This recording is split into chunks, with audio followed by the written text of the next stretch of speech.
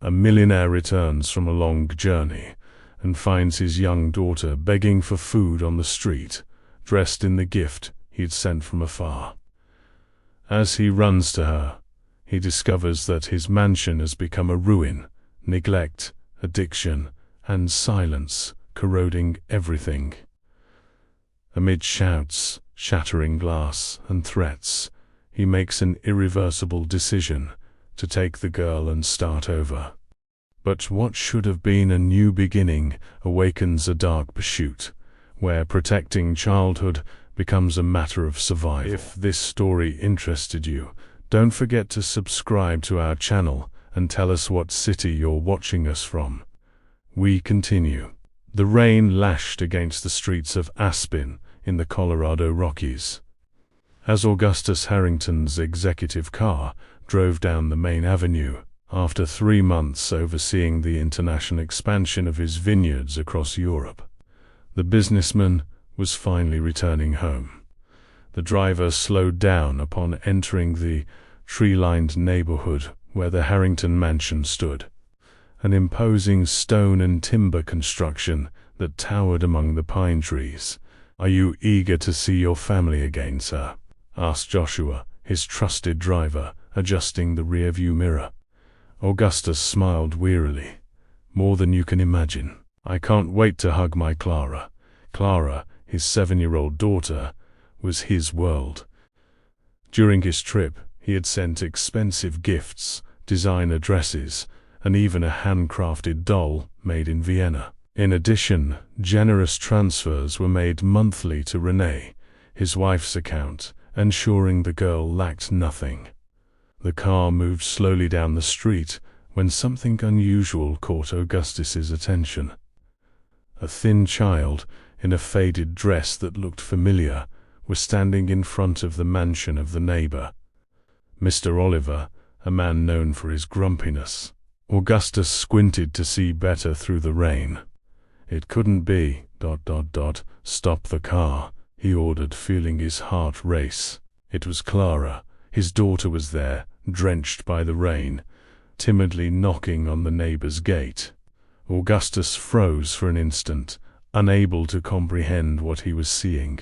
The dress was exactly what he had sent from Milan, now faded and too large for the visibly thinner body of the girl. Mr. Oliver opened the gate, and even from afar, Augustus could see the scorn on his face. The neighbor gestured dismissively, and then, in an act of cruelty, poured what appeared to be coffee on the ground, laughing as he slammed the gate shut in Clara's face. "My God, ... double quotes," Augustus murmured, jumping out of the car without caring about the rain. He ran like never before, feeling every raindrop like a pang of guilt. When he reached his daughter, Clara turned around startled, but her little brown eyes lit up upon recognizing him. "Daddy?" Augustus wrapped her in his coat, taking her into his arms.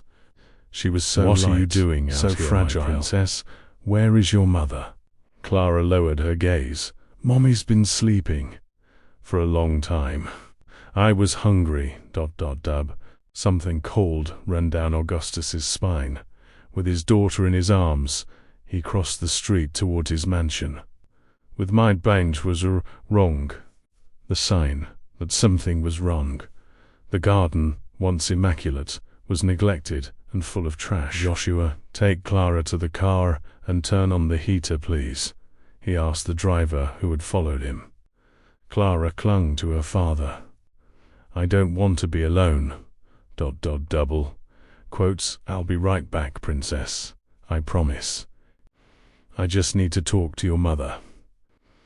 Reluctantly, the girl agreed to go with Joshua, who wrapped her in his own coat. Augustus advanced through the house, feeling a mixture of anger and despair grow with each step. In the kitchen, he found a pile of dirty dishes infested with flies. The refrigerator was almost empty, only sour milk, moldy bread, and, affixed to the door, a liquor store bill with an astronomical amount. It was in the master bedroom that he found Renee. Her hair, once shiny and well-kept, was greasy and disheveled. Wearing a stained bathrobe, she lay amidst dirty sheets, an empty bottle beside the bed. "Renee," he called, his voice barely under control. She stirred slowly, opening her eyes with difficulty. "Augustus, you... God came back early." "No, I arrived exactly when I said I would." His voice was cold as steel. "Where is the money I sent every month?" Renee stood up, swaying, trying to fix her hair. "It's not what it looks like. I just... had a few bad days. A few days." Augustus pointed to the chaos around them. "I found our daughter begging for food from the neighbor, Renee. She's thin, in a faded dress I sent months ago." "You don't understand," she retorted, suddenly defensive. "You don't know what it's like to be alone here. The bills, the responsibilities... What bills? I pay for everything. I sent more than enough for you to live comfortably for an entire year." Renee averted her gaze, her eyes momentarily landing on a half-open drawer. Augustus reached it before her, revealing several bills for expensive drinks and jewelry, all with exorbitant amounts. "What is this?" "You spent our daughter's money on alcohol and jewelry. I needed something to feel good. You weren't here." Augustus took a deep breath, trying to control himself. "I saw Clara begging Mr. Oliver for food. She was starving, Renee." Something snapped in Renee. Her eyes filled with fury and despair. She grabbed a half-empty bottle and hurled it against the wall, shattering it into 1,000 pieces. "I can't take it anymore. I can't stand this pressure. This house, this child, always demanding something from me." Augustus recoiled, shocked by the outburst. In that instant, he made his decision. "I'm taking Clara with me now, and I'm going to fight for her custody." Renee laughed, a hysterical laugh. "You can't. She's my daughter. A daughter you let starve while you spent my money on alcohol." Augustus headed for the door. "My lawyer will contact you tomorrow." Outside, thunder ripped across the Aspine sky. Augustus crossed the garden towards the car, where Clara waited, huddled in the back seat. As he got into the vehicle, he saw his daughter's frightened eyes. "It's all right, my love. We're going somewhere warm now." "Is Mummy coming too?" the girl asked in a weak voice. Augustus hesitated, feeling the weight of that innocent question. "No, princess. Mummy needs to rest. It'll just be the two of us." As the car drove away, Augustus saw Renee appear at the door in the rearview mirror, shouting something that the rain swallowed. In that moment, with the Harrington mansion fading behind them, he knew nothing would ever be the same. He would have to rebuild his daughter's world, piece by piece, and protect her from the one who should have been her protector. "Where are we going, sir?" asked Joshua. Augustus caressed Clara's damp hair as she began to fall asleep, exhausted. "To the Pines Hotel for now. And first thing tomorrow, I want you to call Dr. Miller. Tell him it's urgent." The rain continued to fall, heavier now, as if the sky also wept for what Augustus had just discovered. In his lap, Clara finally slept, and he swore to himself that he would never again leave his daughter helpless. The Pines Hotel, one of Aspen's most traditional establishments, had few guests that stormy night. The receptionist's eyes widened when she saw Augustus Harrington, a well-known figure in the town, enter carrying a sleeping child in his arms. Despite the establishment's characteristic discretion, it was impossible not to notice the girl's condition: disheveled hair, a faded dress, and a worrying thinness. "I need a suite, please." "The best you have available," Augustus said, keeping his voice low so as not to wake Clara. "Certainly, Mr. Harrington," the receptionist replied, typing quickly. "Would you like us to arrange something for the little one? Perhaps a snack?" Augustus looked at his daughter and nodded gratefully. Yes, please. A hot soup, a simple sandwich, and warm milk if possible. Minutes later, settled in the presidential suite, Clara woke up. Her eyes scanned the unfamiliar surroundings with a mixture of confusion and relief. "We're in a hotel, Princess," Augustus explained gently. "We'll stay here for a few days." A knock at the door announced the arrival of dinner. Clara ate slowly, with small spoonfuls of the steaming soup, occasionally sobbing between bites of the sandwich. Augustus watched her every move, feeling a deep pain as he realized how something as simple as a warm meal seemed extraordinary to his daughter. "Daddy, will Mummy be angry?" Clara asked, her voice almost a whisper. Augustus swallowed hard. "Don't worry about that now. We'll take care of you first." After the warm bath, during which Augustus horrifyingly noticed some bruises on the girl's arm, he helped her put on pajamas borrowed from the hotel, too large for her fragile body. He carefully combed her hair, gently removing the knots. When he finally tucked her into bed, pulling the blanket up to her shoulders, Clara looked like a different child. "Tell me a story," she asked, clutching the pillow as if she feared someone would snatch it away. Augustus improvised a story about a brave princess who, after many adventures, found a safe and welcoming castle. When Clara's breathing finally became deep and regular, he moved away from the bed and picked up his cell phone. It was time to contact his lawyer, Dr. Ernest Miller, one of the most respected family law specialists in Colorado. The conversation was brief and objective. Augustus explained the situation, the neglect found, the child's condition. The lawyer, already accustomed to complex cases, was direct. "I need evidence, Augustus. Photos of the house, evidence of neglect, witnesses if possible. I have the photos. I took several before leaving." "Good. I'll prepare an emergency custody petition and a protection order. But I need you to come to the office early tomorrow and bring the girl. The judge may want to hear from her, depending on how the case proceeds." When he hung up, Augustus felt the weight of the situation. He was about to embark on a battle against his daughter's mother, the woman he had once loved. But looking at the sleeping Clara, he knew he had no choice. He sat at the hotel desk and began writing a detailed email to Ernest, attaching photos of the dilapidated mansion and the liquor store debt note. He described how he had found his daughter begging for food, the house in ruins, Renee's evidence of alcoholism. He expressly requested divorce, emergency custody, and a protection order.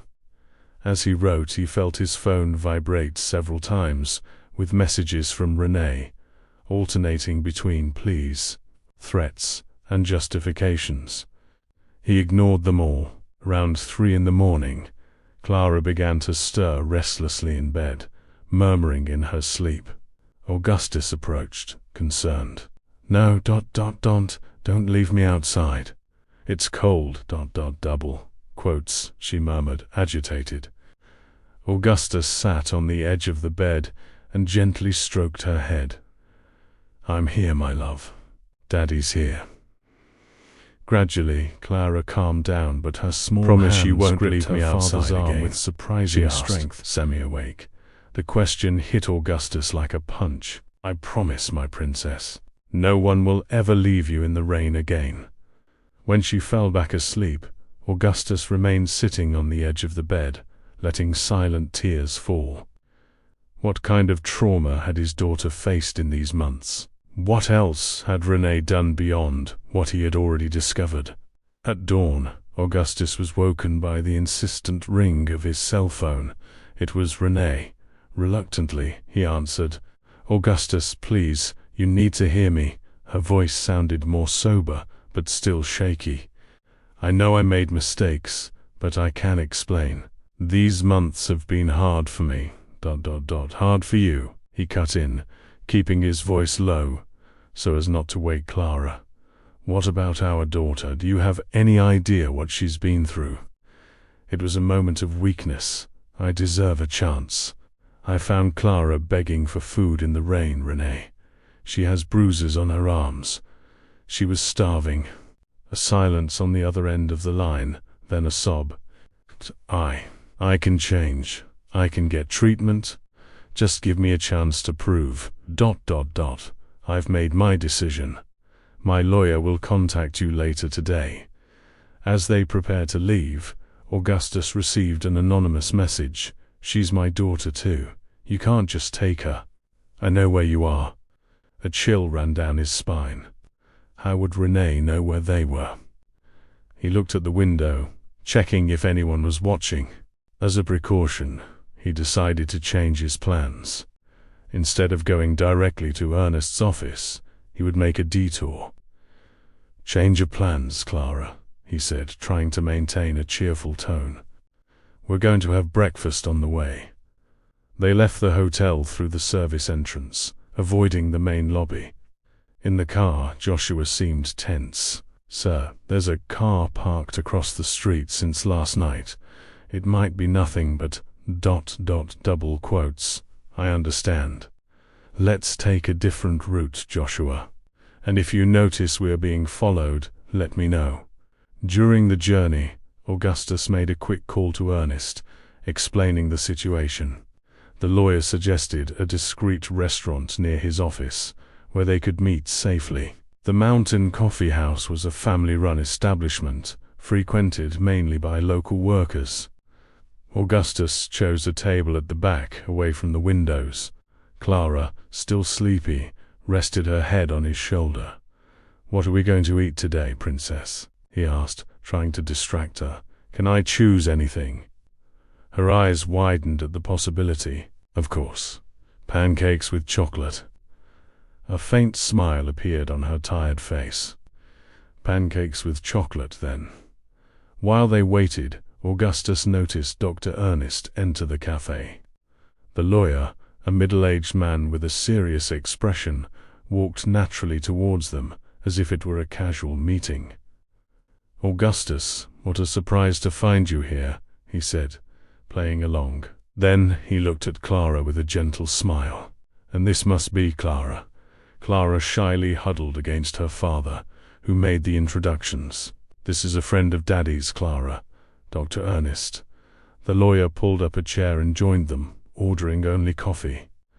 While Clara was distracted with her pancakes, the two men conversed in low voices. "Things have gotten complicated," Augustus explained. "Renee knows where we're staying. We've received threatening messages." "That could work in our favor," Ernest replied, serious.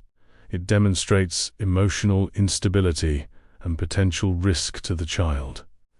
I'll add that to the protection order request. I need to find a safer place for us to stay. I have a suggestion," Ernest said, lowering his voice even further. "I know a discreet inn in the mountains. Few people know about it. It's run by my wife's family. You can stay there until the preliminary hearing." Augustus nodded, grateful. "And what about additional evidence?" "I already have an investigator check in your neighborhood. If there are witnesses to Renee's behavior during these months, he'll find them." When they finished their meal, Clara seemed more cheerful, with a little color in her pale cheeks. Before they left, Ernest knelt down to be at her eye level. "Clara, I know this is all very confusing for you, but I want you to know that we are all here to help you, okay?" The girl looked at him with big, serious eyes, then nodded almost imperceptibly. As they left the cafe, Augustus carried his daughter in his arms, as if her weight was the only anchor in a world that had suddenly become strange and dangerous.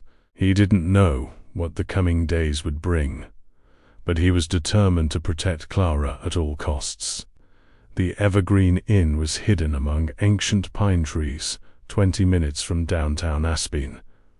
The winding, narrow road made the place practically invisible, to anyone who didn't know of its existence.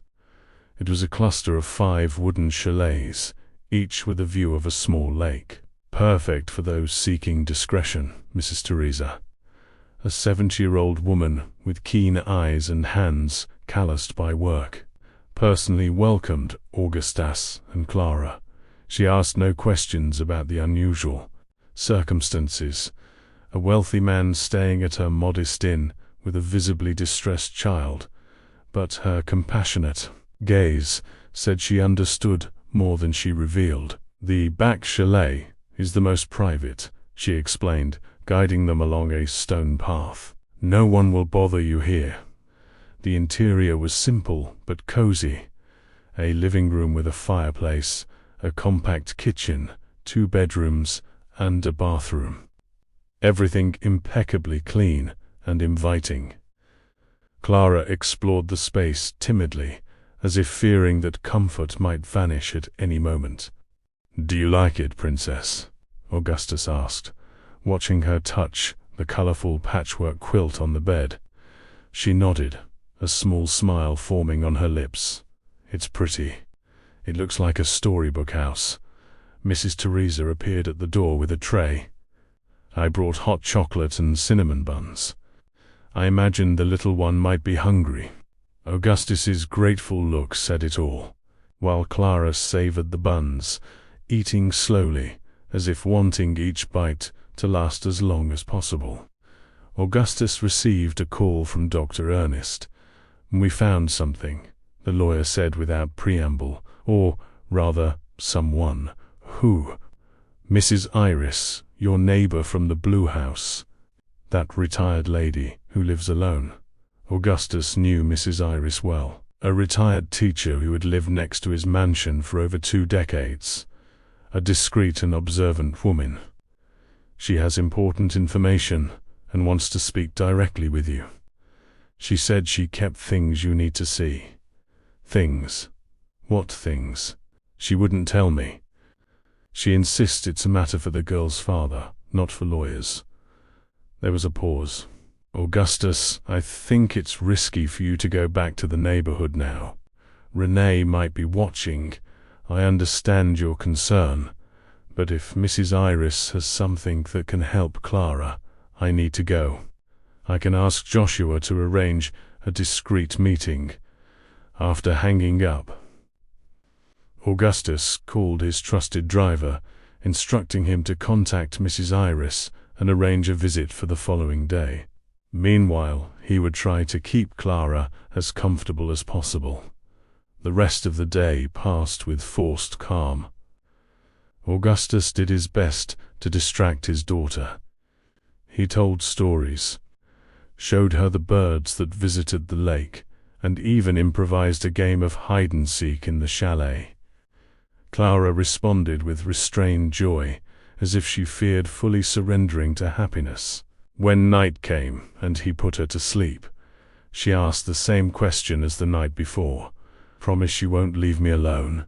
"I promise, my love. I'm right here in the next room, and the door will be open. Just call me." After ensuring she was deeply asleep, Augustus sat on the small chalet balcony, watching the moon reflected in the lake. His cell phone vibrated again. More messages from Renee. This time, however, there was something different. They weren't just pleas or accusations, but a photograph. An image of him and Clara leaving the Mountain Coffee House that morning. How had she found them? Alarmed, he called Dr. Ernest, who answered immediately despite the late hour. "She followed us, Ernest. Somehow, Renee knew where we were. This is concerning. I'll ask the judge to consider this a violation of the temporary order. In the meantime, stay vigilant. If she finds out where you are now, ... I understand." "And what about our meeting with Mrs. Iris tomorrow?" "Change your plans. I wouldn't risk it. I'll send my assistant to bring her to you. Safer that way." The next morning, Clara woke with a lighter spirit. Augustus noticed that, for the first time since he found her, She had slept through the night without nightmares. A small progress that filled his heart with hope. After breakfast, eggs, fruit, and homemade bread brought by Mrs. Teresa, Augustus explained to his daughter that they would be receiving a visitor. "Mrs. Iris? The lady with the kittens?" Clara asked, with a glimmer of recognition in her eyes. "Yes, that's her. Do you remember her? She used to give me cookies when I was outside, and she'd let me pet her kittens when it rained a lot." Augustus felt a pang in his heart. How many times had his daughter been outside for the neighbor to need to feed her? He suppressed the anger growing in his chest and forced a smile. "She's a very kind lady, and she really wants to see you." Promptly at 10 in the morning, a discreet car parked in front of the inn. Julianne, Dr. Ernest's assistant, helped Mrs. Iris out. Despite her 80 years, she walked upright, with a dignity that the years had not bowed. She carried an old shoebox. Upon seeing Clara, her tired eyes lit up. "My little one," she said, opening her arms. To Augustus's surprise, Clara ran into the old woman's embrace, without the hesitation she showed with others. It was evident that a special bond existed between them. After a few moments of light conversation, during which Mrs. Teresa provided tea and cookies for everyone, Augustus asked Julian to take Clara to see the fish in the lake, giving them privacy to talk. When they were alone, Mrs. Iris untied the string from the box. "Mr. Harrington, I'm not one to meddle in other people's affairs. I've lived long enough to know that every house has its cross to bear, but there are some things you just can't ignore, especially when a child is involved." She opened the box, revealing its contents. Several photographs, paper clippings with dates and times noted, and a small, old voice recorder. "It started about 2 weeks after you left," she explained, sifting through the materials. "I noticed Clara in the garden, alone, late at night. I thought it was a one-off, but it kept happening. And it got worse." She showed the first photo, Clara huddled under a tree in the Harrington garden, hugging her knees in a light rain. This was in April. It was raining, not very heavily, but enough for a child to get wet. She stayed there for 2 hours. I called her over, gave her hot chocolate and cookies, let her play with my cats. When I asked why she was outside, she said Mummy had visitors and didn't want noise. More photos emerged. Clara sleeping on a garden bench with only a thin coat to protect herself from the night dew. The girl trying to reach fruit from a neighboring tree. Clara sitting on the sidewalk, gazing longingly down the street, as if waiting for someone who would never arrive. I started documenting everything. Dates, times, conditions. I didn't know if it would ever be useful, but my teacher's heart wouldn't let me ignore it. Then Mrs. Iris picked up the small recorder.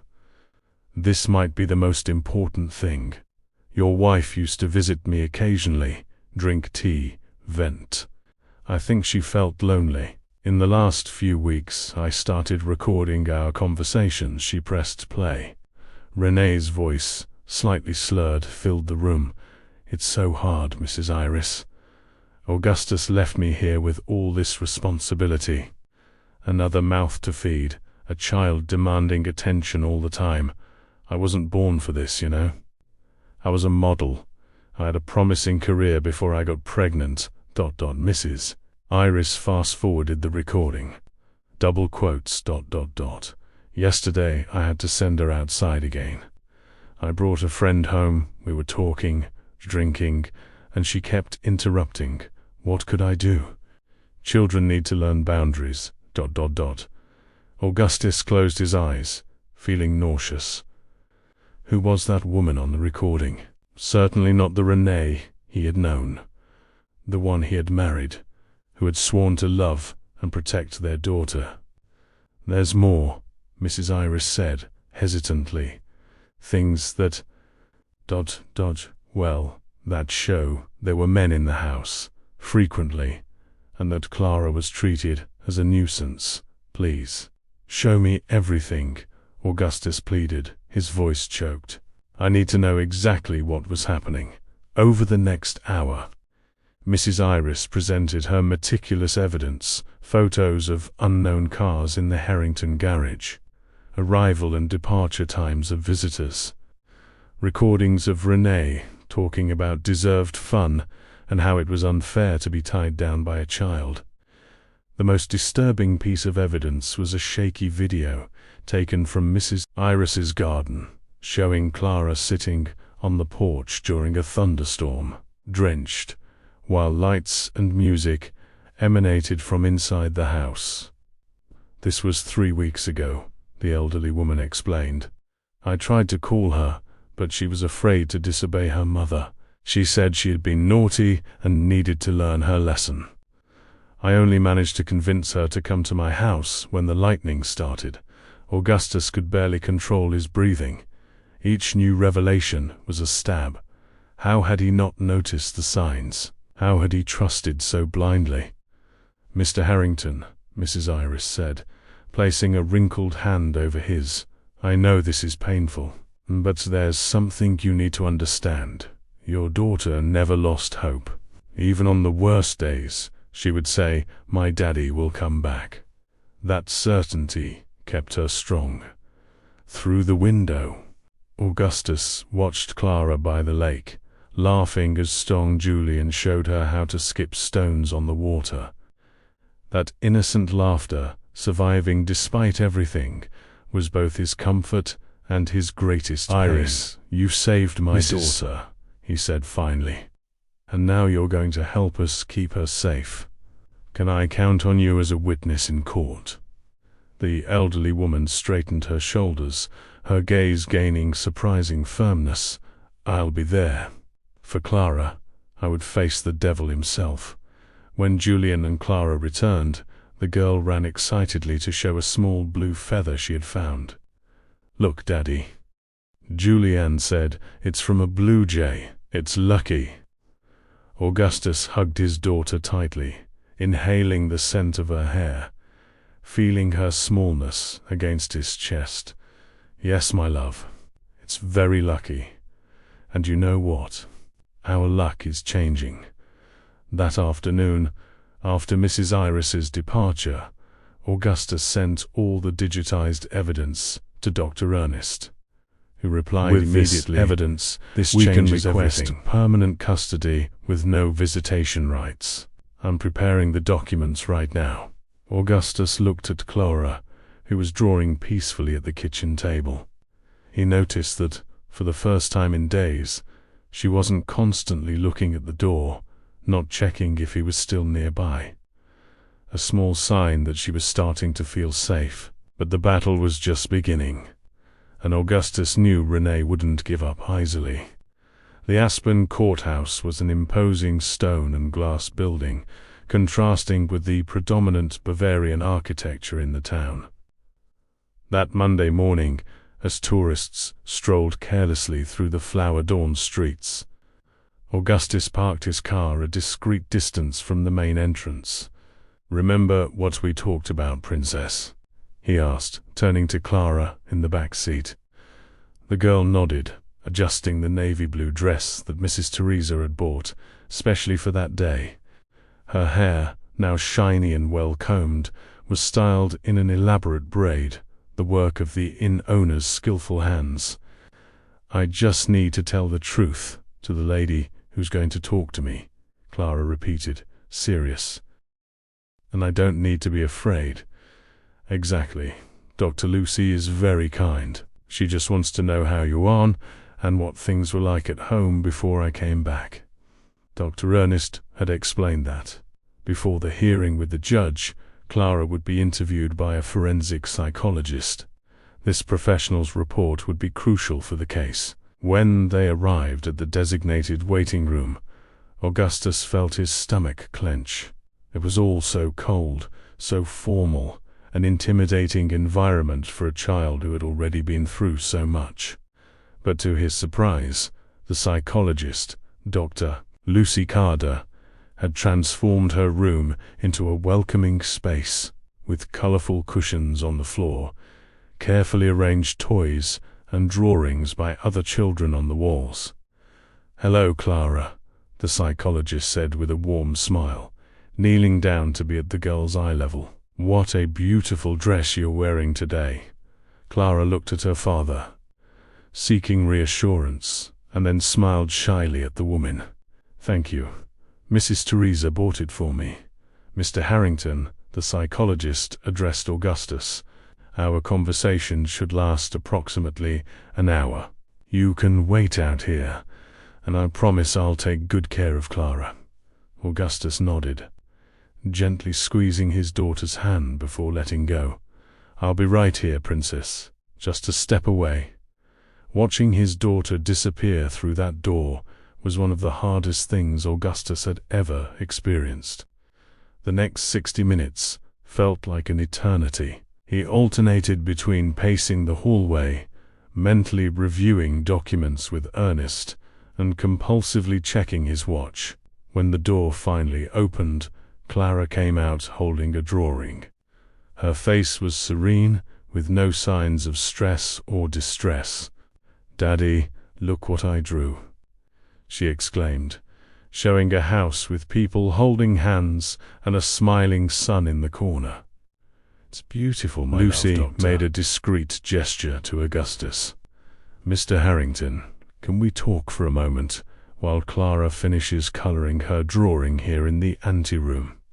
My assistant will stay with her." Once alone, the psychologist adopted a professional demeanor. "Mr. Harrington, I need to be direct. What your daughter told me is extremely concerning. Clara shows clear signs of prolonged neglect and, possibly, emotional abuse." Augustus felt his throat tighten. She ... Talked about being left outside. "Yes, among other things. She mentioned staying quiet when Mummy had friends, waiting in the garden until the shouting stopped, and having to hide in the closet when the angry man came." The psychologist consulted her notes.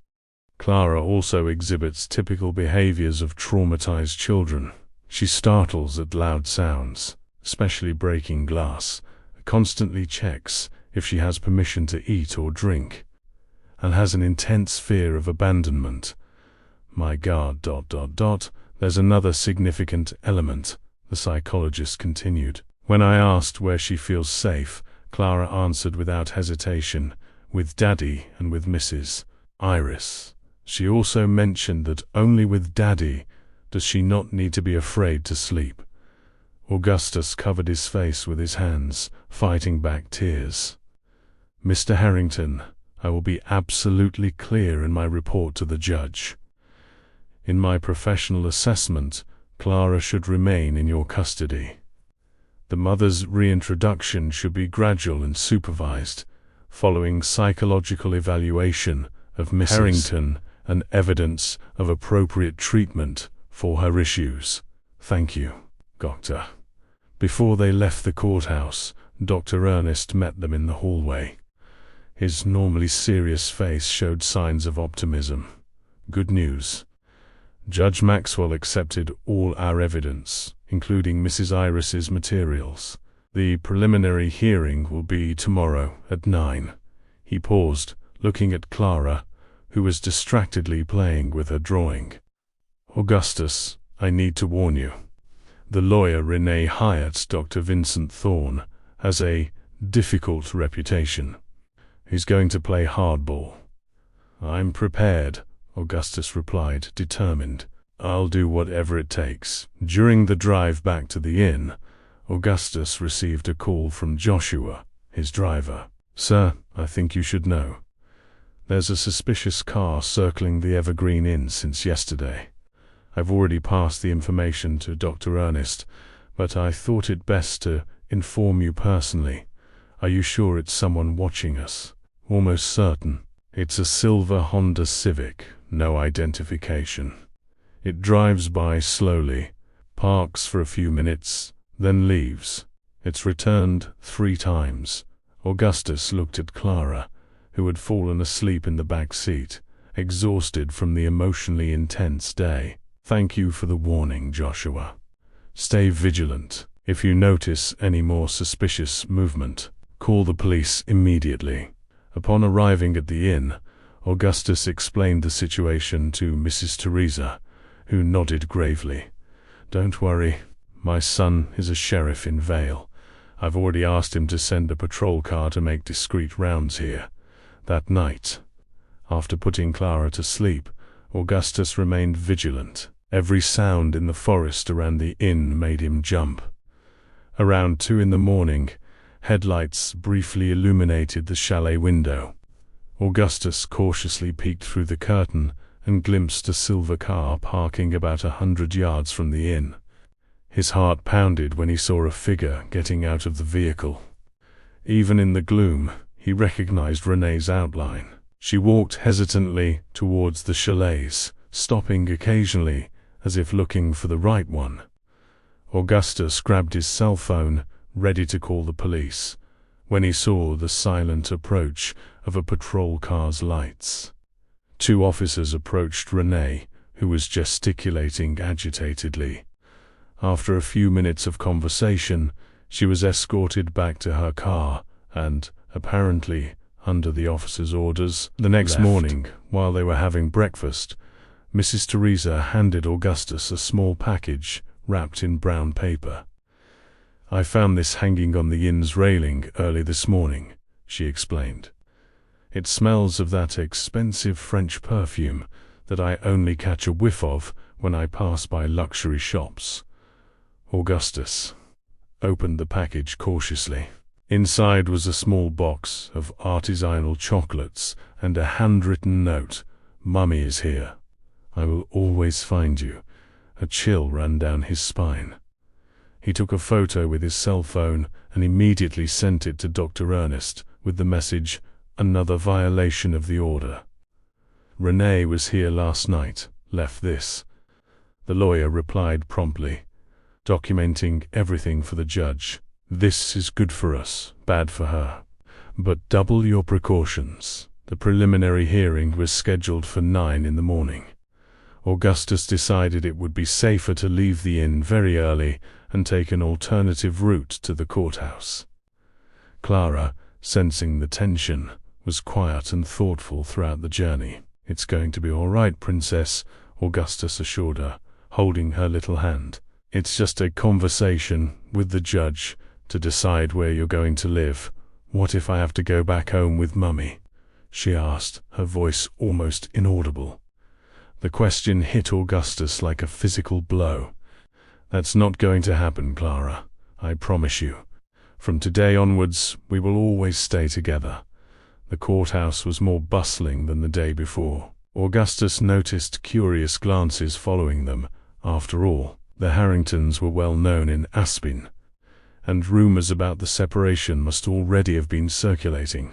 Dr. Ernest awaited them at the entrance to the courtroom. Beside him, Mrs. Iris, impeccably dressed in a teal suit that seemed to have been saved for special occasions, looked determined despite her advanced age. Good morning, Mr. Harrington, she greeted, then bent down to Clara. Good morning, little one. What a beautiful dress. Clara smiled, recognizing her ally. Thank you, Mrs. Iris. You look beautiful too. Ernest pulled Augustus aside. Renee's already inside with her lawyer. Just so you're prepared. She's all ... different. She seems to have transformed overnight. What do you mean? Hair neatly styled, subtle makeup, formal attire. No excesses. She looks like the perfect image of a responsible mother. Augustus felt a bitter taste in his mouth. A convenient facade, exactly. But don't let it shake you. We have the evidence on our side. The courtroom was smaller and more informal than Augustus had imagined. Judge Henry Maxwell, a middle-aged man with graying hair and a keen gaze, occupied a raised bench. 2 representatives from Child Protective Services were present, as well as a social worker. When Augustus entered with Clara, his eyes met Renee's for the first time since that stormy night. She was, as Ernest had warned, completely transformed. Her hair pulled back in an elegant bun, a modest dress, no sign of the disheveled, intoxicated woman he had left days ago. Clara instantly flinched upon seeing her mother, clinging to her father's hand. "Good morning, everyone," the judge began. "This is a preliminary hearing in the custody case of the minor Clara Harrington. We are here to determine temporary custody, where the process follows its normal course." Dr. Ernest was the first to present the case, methodically laying out the evidence: the photographs of the neglected house, Mrs. Iris's testimonies, the incriminating recordings, the psychologist's report, and finally, the recent violations of the restraining order. "Your Honor," he concluded, "the facts are clear and undeniable. Mrs. Harrington demonstrates severe and continued neglect, exposing the minor to situations of physical and emotional risk. Mr. Harrington offers stability, security, and has already initiated psychological support to help Clara process her traumas." Next, it was Dr. Vincent Thorne's turn, Renee's lawyer, a man in an impeccable suit and a calculated smile. "Your Honor, we do not dispute that there were lapses in maternal care. However, context is essential. My client faced severe depression, exacerbated by emotional abandonment from Mr. Harrington, who left her alone for months while traveling the world. Augustus felt his blood boil. He had sent more than enough money, called daily. Mrs. Harrington has already begun psychological treatment and has been abstinent for a week.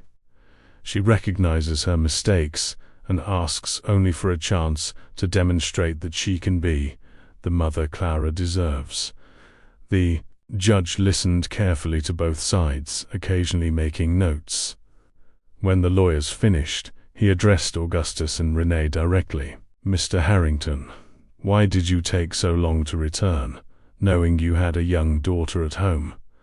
Augustus swallowed hard. "Your Honor, I was expanding our businesses in Europe. It was a crucial opportunity for the company, but I maintained daily contact via video calls. I sent gifts regularly and transferred substantial amounts to ensure my family's well-being. I never imagined Renee could neglect our daughter in this way." The judge nodded, then turned to Renee.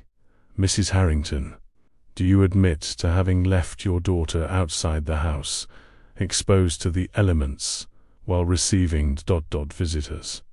Renee lowered her gaze, a tear strategically falling. I wasn't well, Your Honor. The loneliness, the pressure. I made terrible mistakes that I can never erase. But I'm getting treatment now. I love my daughter more than anything, and I beg for a chance to make things right." After also hearing Mrs. Iris's emotional testimony and analyzing the psychologist's report, the judge asked for a few minutes to deliberate. While they waited, Augustus noticed Clara staring fixedly at her own hands, avoiding her mother's gaze at all costs. When the judge returned, his expression was grave. Considering the evidence presented and, above all, the well-being of the minor, I grant temporary custody to Mr. Augustus Harrington. Mrs. Renee Harrington may have supervised visits once a week on the courthouse premises. Subject to psychological evaluation and proof of continuous treatment, Augustus felt immense relief, while Renee covered her face with her hands. Additionally, the judge continued, I maintain the restraining order. Mrs. Harrington, you are prohibited from approaching within 200 meters of Harrington or the minor outside the established visitation hours. Further violation will result in the total suspension of visitation rights. As they left the room, Clara finally looked up and asked, her voice trembling, "Does this mean I can stay with you, Daddy?" Augustus knelt down, getting to her eye level. "Yes, my love. You're going to stay with me, and we're going to build a new life together.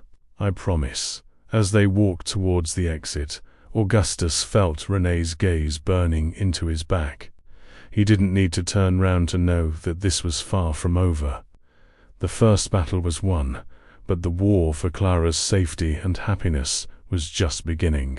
The light rain falling over Aspen seemed to clear the air, bringing with it the characteristic scent of wet earth and pine trees. A week had passed since the preliminary hearing, and Augustus finally felt he could breathe a little easier. With temporary custody secured, he decided it was time to provide Clara with a permanent home. They couldn't stay at the inn indefinitely. "What do you think of this house, Princess?" he asked, showing photos on his tablet as they had breakfast in the chalet. Clara leaned in to see better. It was a wooden house with wide verandas, surrounded by a lush garden, next to a small stream. It didn't have the luxury of the mansion where they had lived before, but it exuded warmth and security. "Does it have trees to climb?" she asked, her eyes sparkling with interest. Augustus smiled. "Many, and there's a swing hanging from that biggest one, see?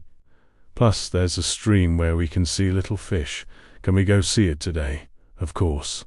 In fact, I've already arranged with the realtor to meet us there in an hour."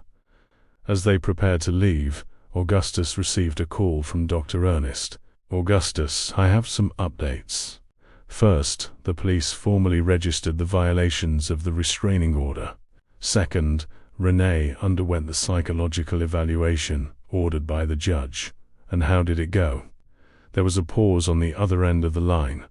"Surprisingly, well, according to the report, she demonstrates genuine remorse and commitment to treatment. The psychiatrist diagnosed severe depression and alcohol dependence, but noted that she is rigorously following the treatment." Augustus frowned. "Do you think it's sincere, or just a strategy to regain custody?" "Hard to say. People change when they face severe consequences, but remember, even if she truly is recovering, it doesn't erase what Clara went through." "Certainly not." "And what about the first supervised visit? Scheduled for Friday, 2 in the afternoon, at the courthouse. A social worker and a child psychologist will be present. You are not required to stay in the room, but you need to bring Clara after hanging up." Augustus sat next to his daughter, who was tying the laces of the new sneakers they had bought together. "Clara, I need to tell you something. On Friday, you're going to have a meeting with Mummy." The girl's little hands stopped what they were doing, and her eyes looked up, apprehensive. "Do I have to go?" "Yes, my love. The judge decided you should see your mother once a week. But don't worry, I'll be there. And there will also be other people to make sure everything goes well." Clara lowered her gaze, thoughtful. "Is Mummy still angry with me?" The question broke Augustus's heart. "No, Clara. Mummy should never have been angry with you. Nothing that happened was your fault. Is she going to take me away?" "No, Princess. You're going to keep living with me. This meeting is just for you to talk a little bit, and then we'll go home together. I promise." Clara nodded, not entirely convinced, but confident enough in her father's word to continue tying her shoelaces. The house by the stream was even more charming in person. Surrounded by ancient pine trees, it offered privacy without isolation. It was only 10 minutes from downtown Aspen, but felt like a world apart. The interior was simple, but well maintained. 3 bedrooms. A spacious living room with a fireplace, an integrated kitchen, and a veranda that wrapped around the entire structure. Clara explored the space with growing enthusiasm, especially when she discovered that one of the bedrooms had a window with a direct view of the stream. "Can I have this room, Daddy?" she asked, already imagining where she would put her things. "Of course," Augustus replied, observing how his daughter seemed lighter, more childlike, away from the shadows of the Harrington mansion. When the realtor stepped away to answer a call, Augustus knelt beside Clara, who was fascinated watching a blue bird in the nearby tree. "What do you think, Princess? Do you want to live here?" She smiled, a genuine smile that was still rare to see. "Yes, it looks like a happy place." That same afternoon, Augustus signed the rental agreement with a purchase option. The move would be quick, as they wouldn't take anything from the old mansion. Augustus wanted a complete fresh start, without objects that could awaken painful memories in Clara. Over the next 3 days they dedicated themselves to transforming the house into a home. They bought simple but cozy furniture, colorful bedding, kitchen utensils, and small details that made all the difference. Plants for the veranda, cheerful paintings for the walls, a collection of children's books, and new toys for Clara. The girl's room received special attention.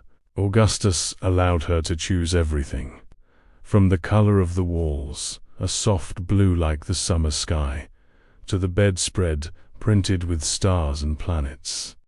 A low bookshelf was filled with books and small treasures Clara found on her explorations, colorful pebbles from the stream, bird feathers, dry leaves of interesting shapes. On Thursday night, the eve of the meeting with Renee, Augustus noticed that Clara was restless. She barely touched her dinner and remained silent during the story he read before bedtime. "Is something bothering you, my love?" he asked, caressing her hair. "What if Mummy wants to take me to her house?" Clara's voice was almost a whisper. "That's not going to happen. The judge decided you live with me now. But what if she gets angry again? What if she yells?" Augustus felt a pang of anger, quickly replaced by protective determination. "Clara, look at me. Tomorrow special people will be present who make sure children are always safe. If Mummy says or does anything that scares you, you can simply leave the room and I'll be waiting outside. No one will force you to do anything you don't want to do." She nodded, looking a little relieved. "Can I bring my new bear?" "Of course. I'm sure Mr. Bubbles will enjoy keeping you company." The next morning Clara was silent as they prepared to leave.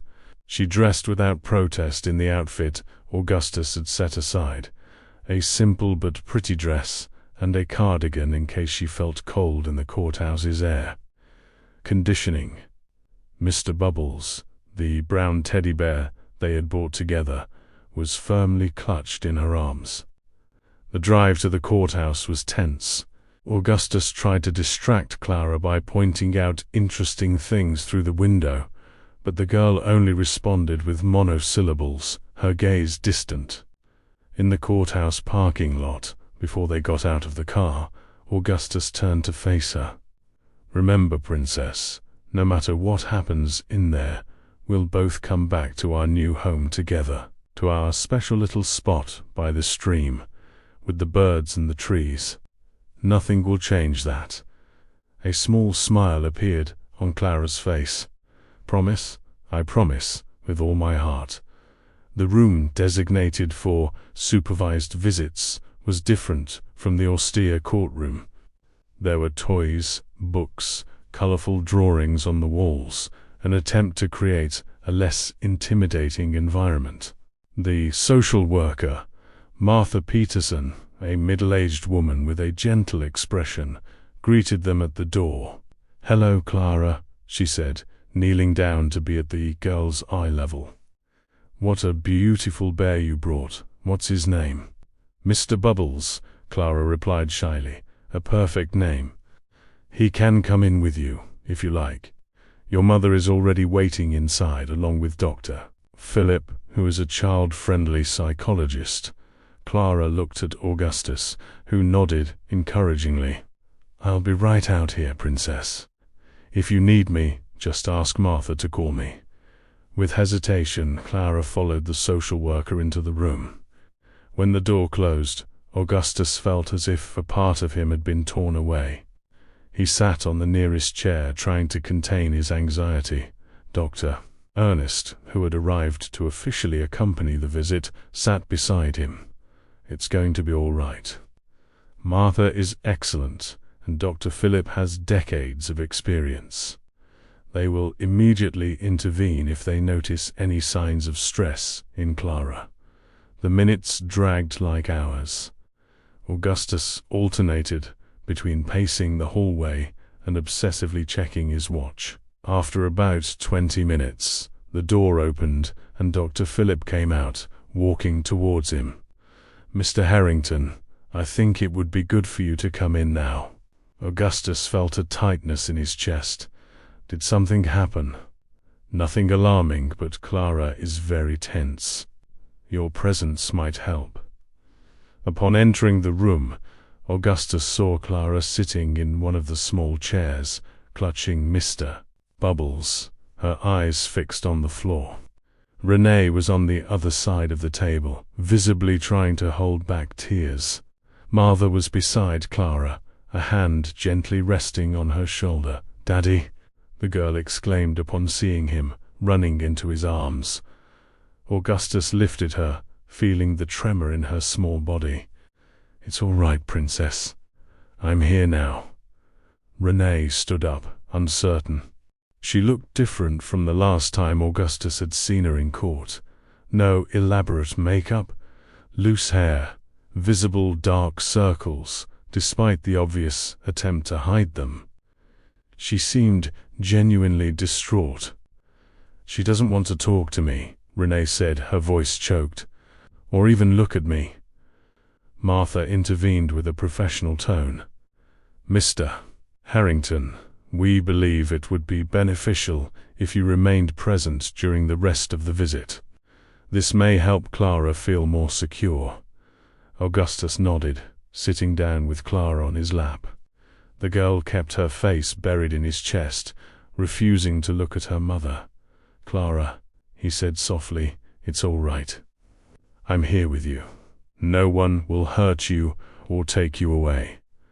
Slowly, Clara lifted her face, though she still avoided looking directly at Renee. Dr. Philip tried to facilitate the dialogue. "Clara, your mother brought something for you. Do you want to see what it is?" With reluctance, the girl turned slightly, glancing sideways as Renee placed a small photo album on the table. "These are photos of us," Renee explained, carefully opening the album. "Remember this day at the park? You had just turned 4. The first photo showed a younger Clara, smiling happily on a swing with Renee beside her. Other images followed: birthdays, outings, happy moments that seemed to belong to another life. Clara briefly looked at the photos, then turned to her father. "Can we go home now?" she whispered. Augustus exchanged glances with the professionals present. Martha gave a small nod, indicating it would be better not to force the situation. "I think that's enough for today," said Dr. Philip. "Clara, you can go with your father now. And perhaps next week we can try again when you're feeling more comfortable." Renee seemed devastated, but nodded in agreement. As Augustus stood up with Clara in his arms, she made a final plea.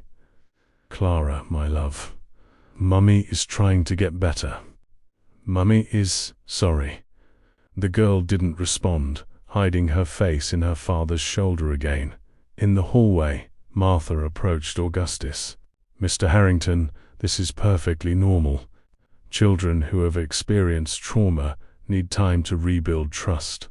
Don't force Clara, but also don't discourage contact with her mother. With time and appropriate conditions, the relationship can be repaired. I understand." And about Renee. She seemed different. Mrs. Harrington is rigorously following treatment, according to the reports we've received. Total alcohol abstinence, therapy 3 times a week, medication for depression. The recovery process is long, but there are positive signs. On the way back home, Clara remained silent, looking out the window. Only when they spotted the roof of their new house among the trees did she finally speak. Mummy looked sad. Augustus chose his words carefully. Yes, she's sad. I think she realized she did wrong things and hurt you.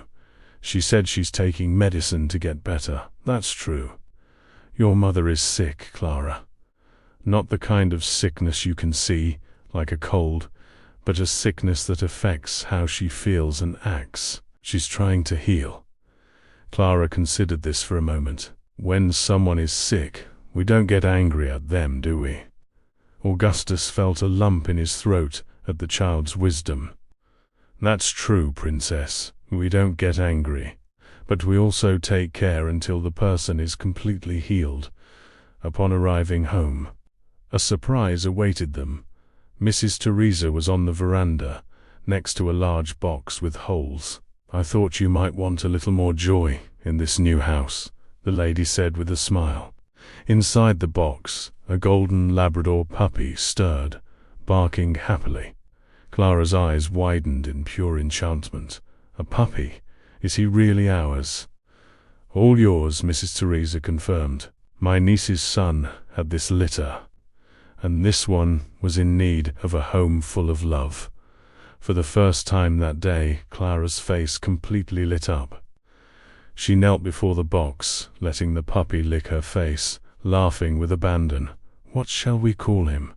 Augustus asked, moved by the instant transformation in his daughter. Clara thought for a moment, watching the puppy's golden fur shine under the afternoon sun.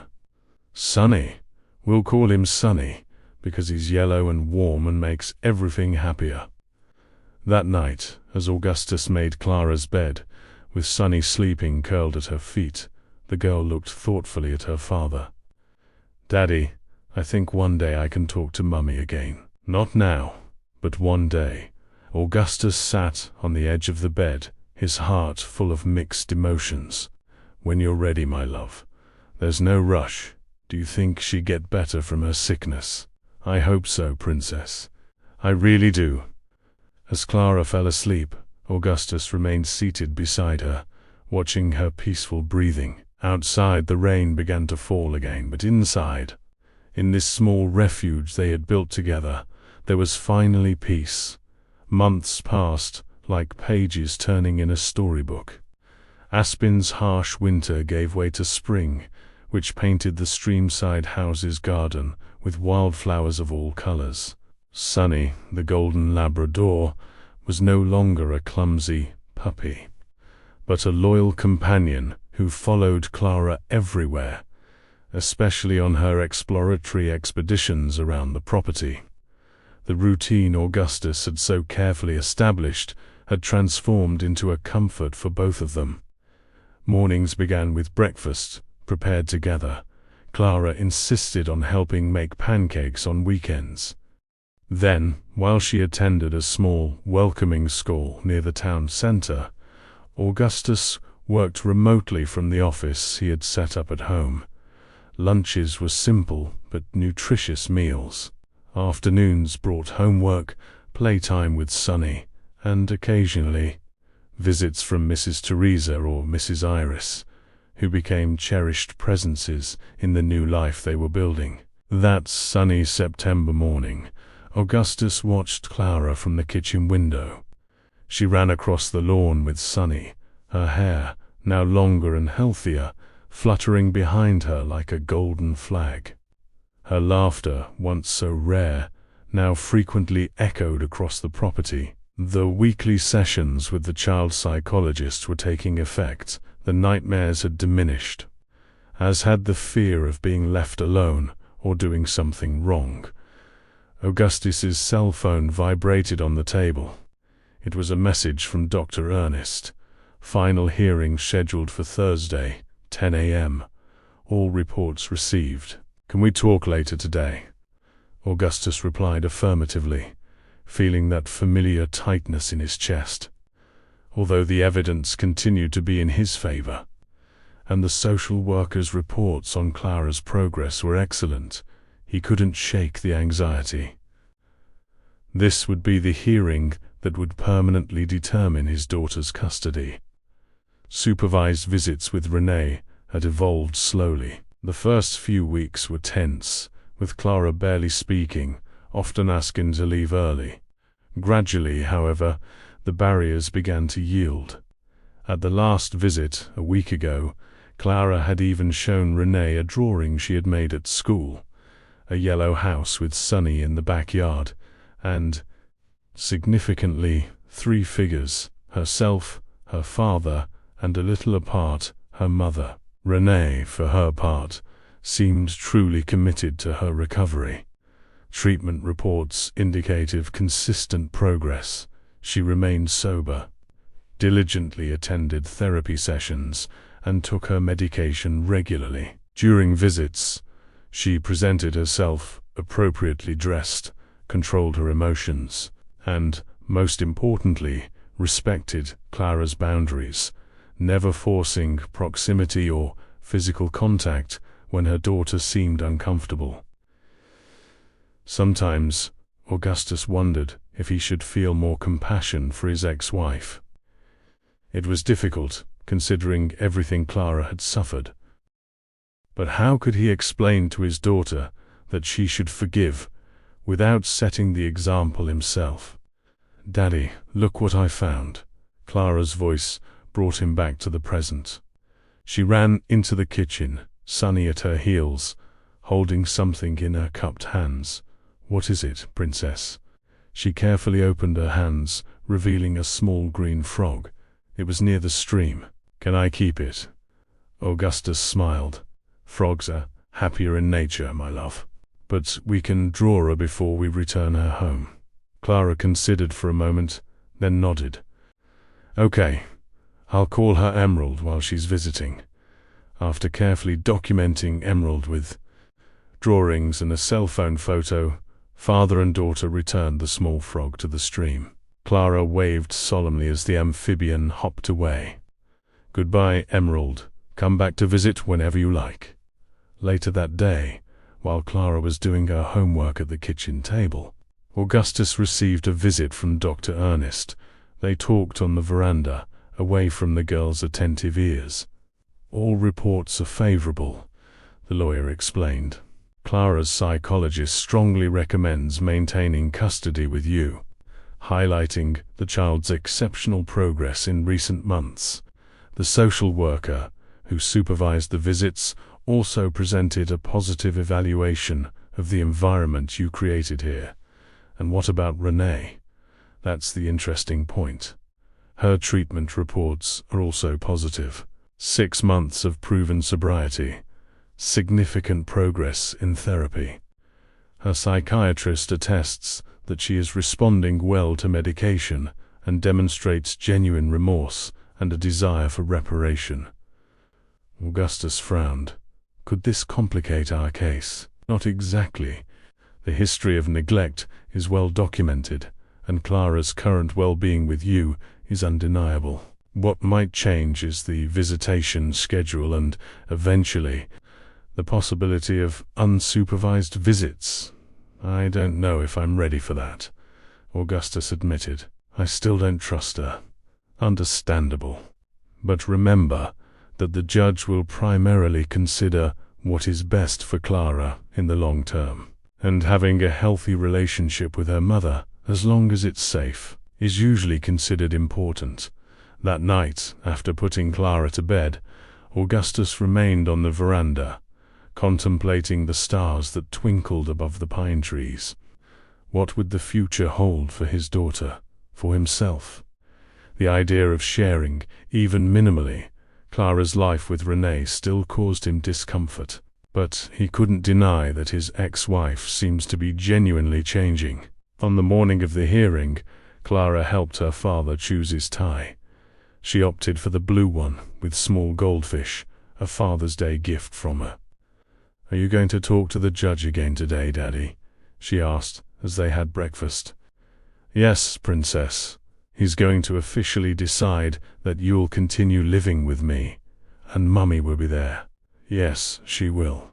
Clara was silent for a moment, stirring her bowl of cereal. "Daddy, I have something to give Mummy. Can you give it to her?" Surprised, Augustus watched his daughter run to her room and return with a folded drawing. "What is it, my love?" "It's a drawing of us. Me, you, Sonny, and Mummy." The teacher said, "Drawing helps when you have complicated feelings." Augustus looked at the drawing with emotion. It showed the streamside house with the 4 figures mentioned in the garden. Renee's figure was closer to the group than in the previous drawing. "It's beautiful, Clara.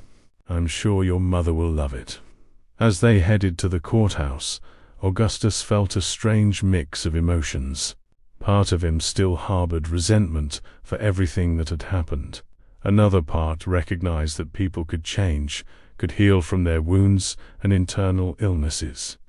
Clara, in her childlike wisdom, seemed to be finding a path of forgiveness that he was still struggling to walk. The courthouse was quiet that morning.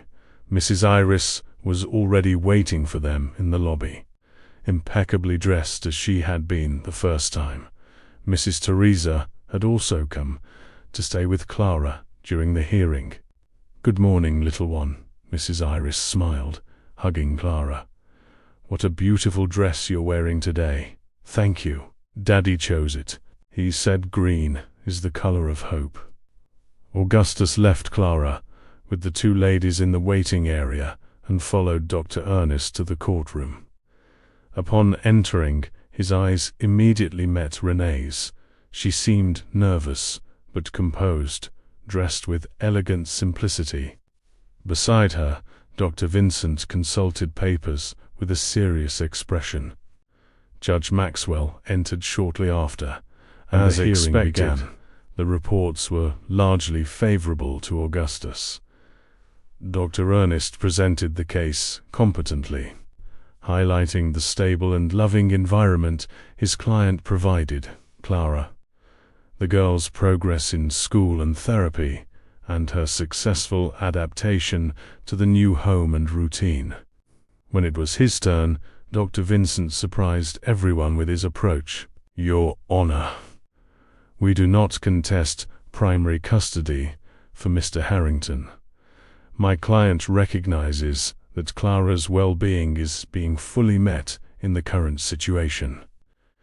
What we request is a review of the visitation schedule, considering Mrs. Harrington's documented progress in her treatment." The judge raised his eyebrows, clearly not expecting this concession. "Could you elaborate, Doctor?" "Bi-weekly visits initially, still supervised, but with progression to unsupervised visits after a positive 3-month evaluation. Eventually, we would like Clara to be able to spend some weekends with her mother, always respecting her adaptation and comfort, of course." Augustus felt tense. Weekends with Renee. The idea of Clara sleeping at his ex-wife's house, away from his protection, caused him immediate anguish. The judge seemed to notice his discomfort. "Mr. Harrington, would you like to comment on this proposal?" Augustus hesitated, looking briefly at Renee. There was a plea in her eyes, but also something more, a newfound dignity, a sobriety that went beyond alcohol abstinence. "Your Honor, I acknowledge my ex-wife's progress. However, my main concern is, and always will be, Clara's well-being. She is still recovering from the trauma she experienced. I believe any change must be extremely gradual and always conditioned on a psychological evaluation of how it affects her." The judge nodded. A comprehensible position. He consulted the reports before him again. "Martha Peterson, Doctor, the social worker who supervised the visits, recommends a gradual and careful increase in contact between mother and daughter. always prioritizing the child's comfort cues. He looked up at Augustus. "This seems aligned with your concern, Mr. Harrington." "Yes, Your Honor. That being said, I am ready to render my decision." The judge adjusted his glasses and adopted a formal tone. "Considering all the evidence presented, professional reports, and the best interest of the minor, Clara Harrington, I determine the following. Permanent custody is granted to Mr. Augustus Harrington, with visitation rights for Mrs.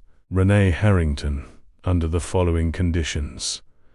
Bi-weekly supervised visits for 3 months, followed by a psychological evaluation of the minor. If positive, progression to unsupervised visits for another 3 months, with a new evaluation. Only after 6 months of successful visits and positive evaluations will we consider the possibility of overnight stays at the maternal residence." Augustus felt relief mixed with resignation. It was fair, he realized now. It gave Clara time to adapt, maintain the necessary protections, but also opened the way for a possible healthy reconciliation with her mother. Additionally, the judge continued, Mrs. Harrington must continue her treatment with bi-monthly reports. Any relapse will result in an immediate review of the visitation schedule. At the end of the hearing, as everyone was preparing to leave, Augustus surprised himself by approaching Renee. "Clara made this for you," he said, extending the folded drawing. Renee received it with trembling hands. As she opened it, her eyes welled up. "She drew us together." "Not exactly together," Augustus corrected gently, "but in the same landscape. It's a start." Renee looked up, meeting his eyes without challenge, only genuine vulnerability. "Thank you, Augustus, for not completely preventing her from seeing me, despite everything. I know I don't deserve ... I'm not doing this for you," he interrupted. "I'm doing it for Clara. She deserves the chance to know the mother you can become, not just the one you were. I'm going to prove I can be better. For her. And also, for myself." When Augustus returned to the waiting area, he found Clara playing peacefully with a doll that Mrs. Teresa always carried in her purse for children's entertainment emergencies. "Everything all right, Daddy?" she asked, looking up hopefully. "Everything's all right, my love. Shall we go home?" On the way back, Clara asked the question that clearly worried her. "Am I going to have to go live with Mummy now?" "No, Princess. You're going to keep living with me and Sonny in our Streamside house. But you'll be able to visit your mother every 2 weeks, as you've been doing. And if everything goes well, one day you might be able to spend more time with her." Clara considered this for a moment. "Like a weekend?" "Yes, but only after a long time. And only if you feel comfortable with it." The girl nodded, seeming satisfied with the answer. "Can I invite Mummy to see Sonny one day?" Augustus felt something untie in his chest, a knot of resentment that was beginning very slowly to unravel. "If you want to, we can think about that. Perhaps when she comes to pick you up for a visit." When they arrived home, Sonny greeted them with his usual canine excitement. Clara immediately threw herself to the floor to hug him, laughing as she received enthusiastic licks. "I'm going to show Sonny my new drawing," she announced, running to her room. Augustus stood on the veranda, observing the property he now truly considered home. Streams sparkled under the afternoon sun. The trees swayed gently with the breeze, and wildflowers dotted the lawn with vibrant colors. So many transformations in such a short time. Clara returned with her latest drawing, a much more cheerful creation than the previous one. It showed herself in the center, with Sonny, her father, and now, timidly included, 2 additional figures, Mrs. Carissa and Mrs. Iris. At the top, a large yellow sun illuminated the entire scene. "It's our new family, Daddy," she explained. "It's not like other families, but it's ours."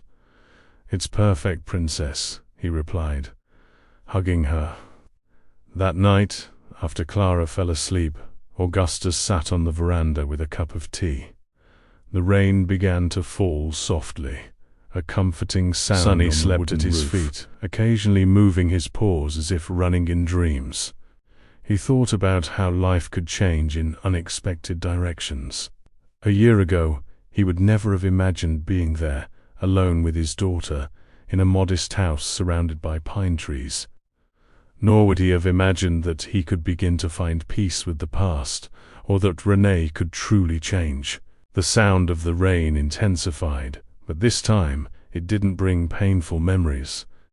The rain, which had once symbolized abandonment and suffering for Clara, was now just rain, water that nourished the earth, that made the flowers grow, that filled the stream where they watched colorful little fish together. A month later, when Renee came to pick up Clara for her first unsupervised visit, the sky was heavy with gray clouds. Clara, dressed in a yellow raincoat and matching rubber boots, was eager to show her mother the small vegetable garden she had started in the backyard. "Look, Mummy, I planted strawberries and cherry tomatoes. Daddy helped me with the seedlings." Renee, visibly moved by her daughter's enthusiasm, knelt to examine the plants. "They're beautiful, Clara. Next time you visit me, we can plant flowers on my balcony too. What do you think? Can I plant daisies?" "They're my favorites."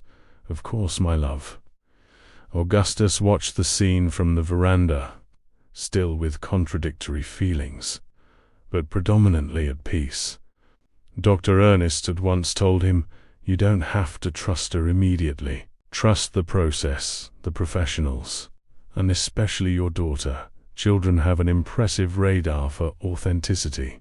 When the first drops began to fall, Augustus expected Clara to run for cover. Instead, to his surprise, the girl stretched out her arms, tilted her face to the sky, and laughed, spinning in circles under the light rain. "The rain washes away old things, Daddy," she shouted, repeating what she had said months ago, "and it makes new things grow." Renee looked at Augustus, a silent question in her eyes. He nodded slightly, a small gesture that said, "We're trying. We're moving forward." As the rain fell gently upon the three of them, Augustus realized that Clara, in her childlike wisdom, had understood something that adults often forgot, that even the most devastating storms eventually pass, that the water that destroys is also the one that nourishes, and that sometimes one must allow the rain to wash away the past so that new seeds can germinate. Sonny joined them on the lawn, barking happily at the raindrops. And there, under the spring rain, a new chapter began. Not perfect, not without challenges, but founded on something that not even the worst storm could tear away: the unconditional love between a father and his daughter, and the extraordinary resilience of a child's heart that, despite all adversities, still found reasons to dance in the rain. On the wall of the house, protected by a simple frame, Clara's most recent drawing showed her expanded family, including, now, a closer maternal figure, not fully integrated, but moving in that direction.